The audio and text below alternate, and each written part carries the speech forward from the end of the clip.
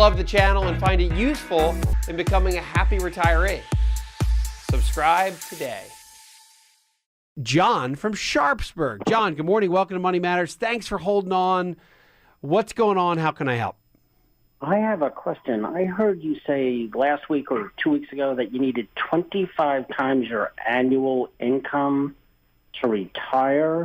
You might have been, John, that was definitely not me. You may have heard that somewhere else, but that is not me. But we can unpackage that if you'd like and see what that looks like. That seems like an astronomical amount of money.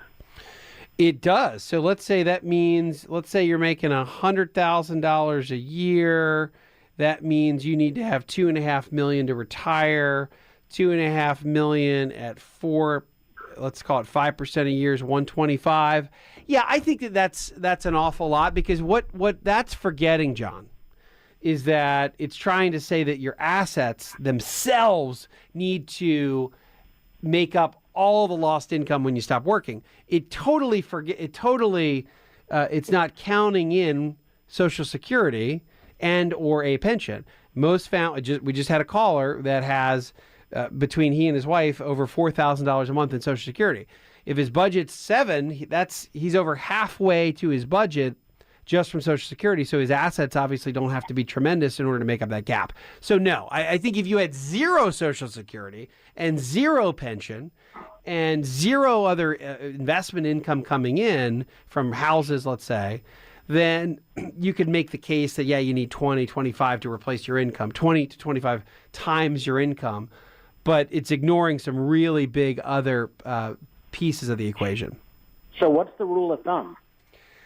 10 times, 5 times? I don't necessarily look at it as a 10 times, or I don't look at it as a multiple of what your income is. I think it's got to be a little bit more specific than that. I look at it as I call it the $1,000 a month rule, and a good way to just start to estimate what your investment should do for you in the future is that for every $240,000, 5% a year on average over time, that's $12,000 a year or $1,000 a month.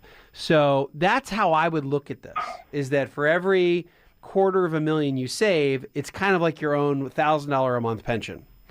And that's the way I would build this out. I don't look at it as a simple 20, 25 times whatever you make, because who knows what your expenses are going to be in retirement. Most families I work with, their expenses are a lot lower, significantly lower in retirement than when they were working.